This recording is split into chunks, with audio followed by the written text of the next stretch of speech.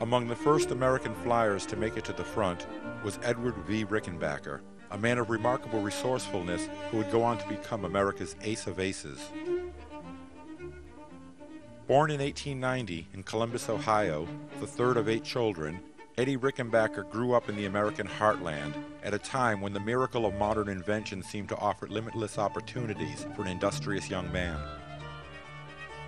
When his father was killed in an accident, Eddie, all of 13 years old, left school for good and began working in a glass foundry. Working 6 12-hour shifts each week contributed $3.50 to the family fund. Rickenbacker's climb up the ladder next found him working for the Buckeye Steel Casting Company, now 14 years old and earning the princely sum of $1 each day. Next followed a job carving cemetery monuments that paid 50 cents more per day. After 3 months of breathing stone dust, Eddie took a job working in a machine shop for the Pennsylvania Railroad. It was here that the teen discovered his love for machines, and before long had secured a position in a garage, servicing a recent invention called the automobile. The mechanic's job was a slight step backwards in pay, but young Eddie quickly became expert in the care of these new machines, and was soon working for the Freyer Miller Company, a firm that was engaged in building racing automobiles. Before long, Rickenbacker basically knew all there was to know about gasoline-powered automobiles, and eventually became involved in their design. Next came a mechanic's job with the Duesenberg racing team, and finally as a race driver himself for that company. Over the next several years, Eddie Rickenbacker was to make a name for himself as one of the Duesenberg drivers, racing on all the famous tracks around the country, including the Indianapolis Speedway, and winning his share of races.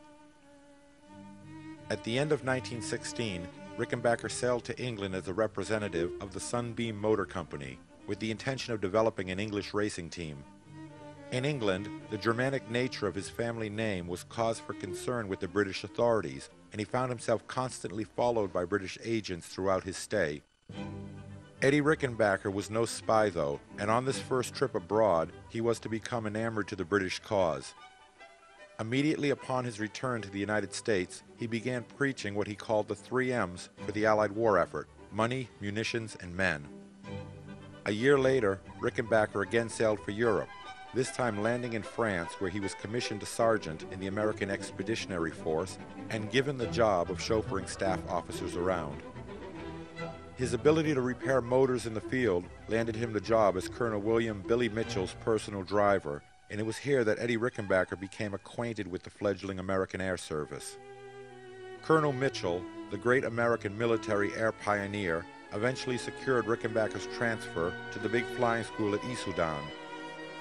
At the age of 28, Rickenbacker was considerably older than his classmates, but his success at auto racing had demonstrated that he possessed fast reflexes and a keen eye. The first 2 American units to become operational were the 94th and 95th Pursuit Aero Squadrons, which set up shop at Villenoy in early March as part of the U.S. 1st Pursuit Group. Raoul Lufberry had managed to get himself attached to the 94th, but not as the squadron leader, which suited him fine, as his time at Issoudun had made it painfully clear how much he disliked the extra paperwork that accompanied the job. Instead, the squadron was to be commanded by Major John Huffer, a French-born American who'd been serving in French squadrons on the Italian front.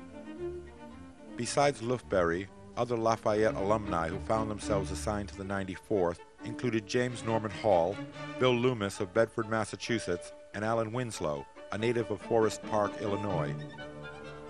Eddie Rickenbacker, fresh from the flying school, also reported to the 94th towards the end of March.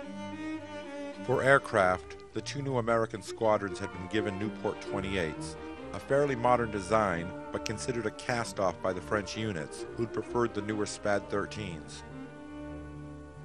The Newport was a plane with good performance characteristics, being fast and nimble, but suffered the unsavory habit of shedding its wing covering in a long dive.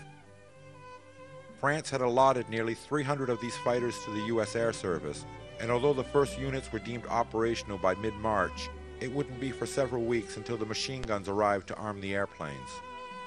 For the time being, the American squadrons went aloft and familiarized themselves with the area while they awaited their guns. For a squadron emblem, Major Huffer suggested a hat and a ring, a traditional challenge to a fight, and the 94th was henceforth known as Uncle Sam's Hat-in-the-Ring Squadron. By the middle of April, the squadron was fully operational, and on the 14th, Douglas Campbell had the honor of scoring the first American victory of the war. Campbell, a native of San Francisco, had abandoned his studies at Harvard upon America's declaration of war and had been one of the first cadets to enroll in the expanding air service.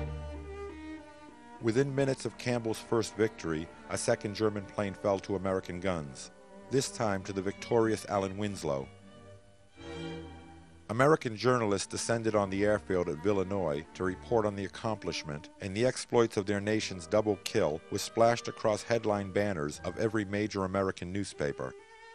The United States had finally entered the arena of the Great War in the air.